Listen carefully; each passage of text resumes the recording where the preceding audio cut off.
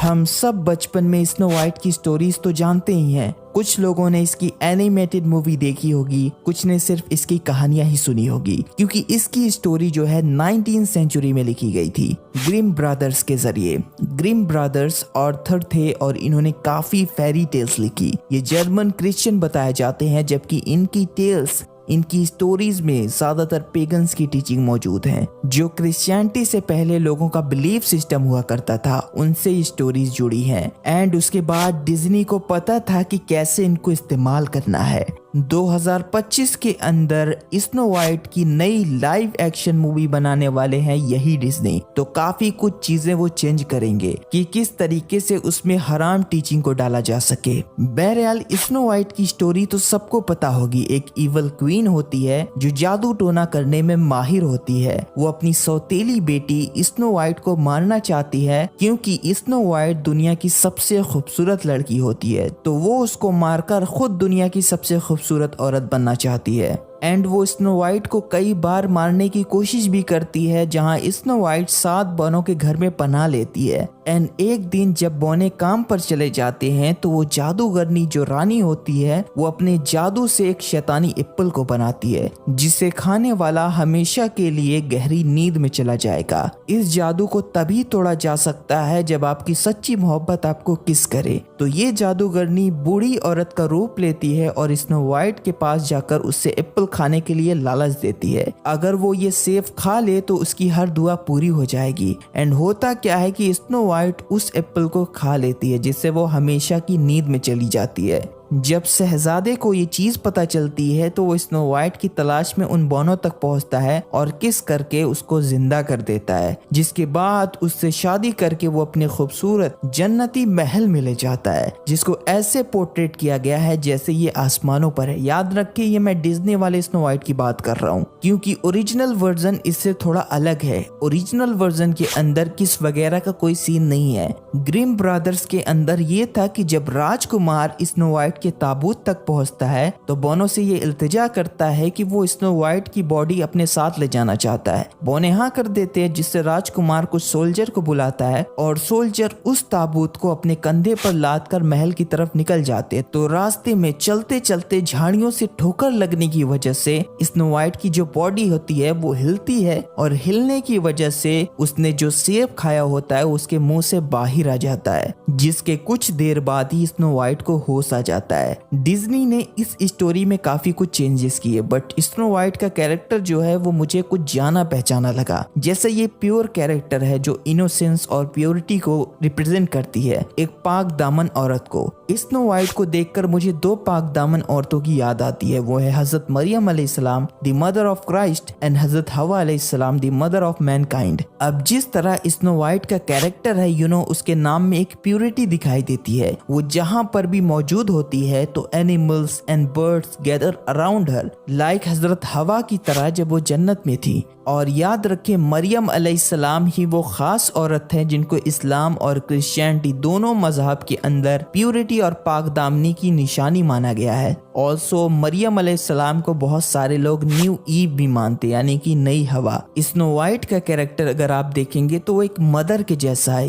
जिस तरीके से उन बोनों का वो ख्याल रखती है, उनकी देखभाल करती है। अगर आपने मूवी देखी होगी तो आप समझ रहे होंगे। अब हवा अलैहिस्सलाम को भी same mother of human kind कहा जाता है। वही सेम हजरत मरियम अलैहिस्सलाम के लिए लव इस्तेमाल होता है मदर मैरी। और उन बोनों की बात करी जाए तो ये टोटल 7 बोने हैं, जो न्यूमरोलॉजी के अंदर होली नंबर माना जाता है, क्योंकि 7 और 70 का लफ्ज तौरा और कुरान के अंदर अल्लाह ने कई बार इस्तेमाल किए हैं। कुछ लोगों के मुताबिक ये 7 बोने 7 आर्क एंजल्स को रिप्रेजेंट करते हैं। अब ग्रिम ब्रदर के वर्जन के अंदर इन बोनों का कोई नाम तो नहीं है, जबकि डिज्नी ने इनको मिजाज वाले नाम दिए। डॉग विच में रिप्रेजेंट इंटेलिजेंस, नीजी, हैप्पी, डॉपी, बैसफुल, स्लीपी एंड ग्रम्पी। ये सारे नाम इंसानी मिजाज पर रखे गए हैं। ये स्नो वाइट के गार्डियन एंजल होते हैं जो बार बार स्नो वाइट की मदद करते हैं जादूगरनी से बचने में।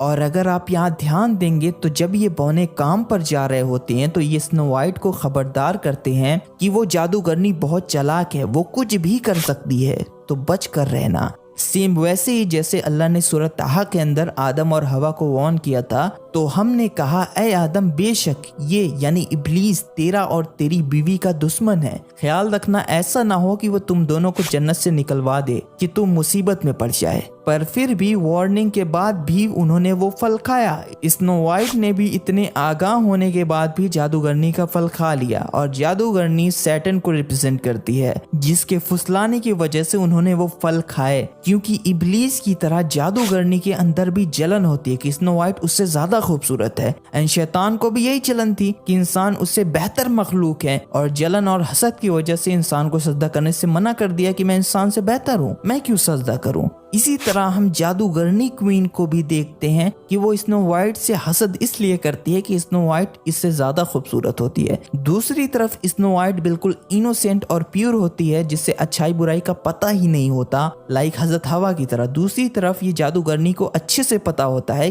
कि बुराई क्या है, लोगों को गुमराह करना क्या है, लाइक सैटन। वो स्नो वाइट के पास जाती है और ये फल दिखाकर कहती है कि अगर तुम इस फल को खा लो तो तुम्हारी हर विश पूरी हो जाएगी। बिल्कुल वैसे ही जैसे शैतान ने आदम और हवा को लालच दी थी कि अगर ये तुम फल खा लो तो तुम इमॉर्टल हो जाओगे, फरिश्तों जैसे हो जाओगे। रही बात फल खाने के बाद स्नो वाइट के मरने की, तो जैसा कि आप सबको पता है कि ये फुली नहीं मरती। ये इन्होंने उठाया तौरात से, जहां खुदा ने कहा कि उस दरख्त का फल हरगिज ना खाना वरना तुम मारे जाओगे। अब हम सब जानते हैं कि यहाँ मेटाफोरिकल बात हो रही है, ना कि असलियत में मरना, पर स्नो वाइट कहीं ना कहीं उस चीज को रिप्रेजेंट करती है। ऑल्सो मैंने शुरू में कहा था कि हजरत हवा के साथ साथ मदर मैरी हजरत मरियम अलैहिस्सलाम को भी शो कर रही है, क्योंकि Easter Orthodox, Oriental Orthodox and Eastern Catholic churches except the East Syriac churches it celebrate the falling asleep death of Mary.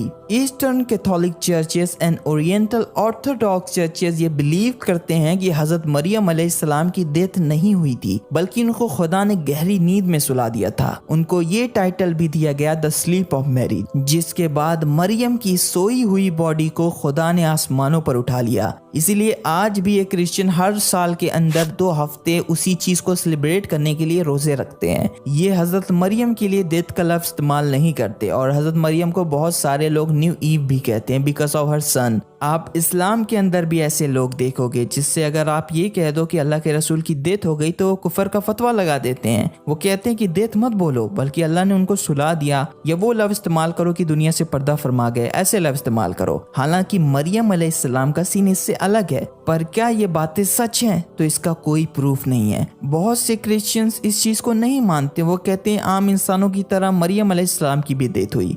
अब स्नो वाइट के अंदर प्रिंस गॉड को रिप्रेजेंट करता है, क्योंकि आखिरी सीन में जो प्रिंस का महल होता है वो ऐसे दिखाया गया जैसे वो आसमानों पर है, जैसे मैरी के बारे में है कि खुदा ने हजरत मरियम की सोई हुई बॉडी को आसमानों पर उठा लिया। उसी तरह स्नो वाइट के लिए वो शहजादा खुदा बताया गया है, जो उसे नींद से आजाद करके अपनी जन्नत में लेकर जाता है, जहां वो हमेशा खुश रहेंगे। तो ये स्टोरी को उसी बिलीव पर बनाया गया है। अब यहाँ देखें कि डिज्नी ने इन स्टोरीज के अंदर अपनी सैटानिक टीचिंग को कैसे डाला है। एक सीन के अंदर जब जादूगरनी एक शिकारी को भेजती है स्नो वाइट को कत्ल करने के लिए, और जब ये सीन आता है तो आप नोट करें कि स्नो वाइट डर कर किससे प्रे करती है।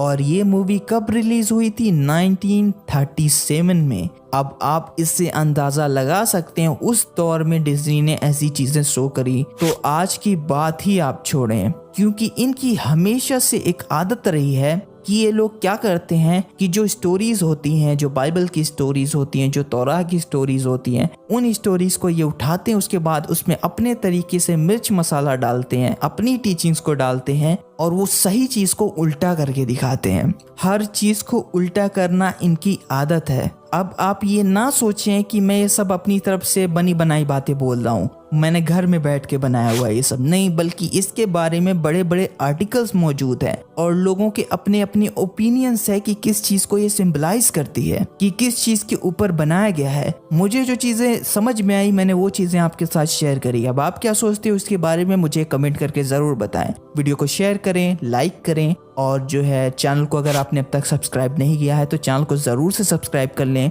इंशाल्लाह ताला मैं आपसे मिलूंगा फिर एक नई वीडियो में। तब तक अपना और बड़ों का ख्याल रखें। अल्लाह हाफिज़।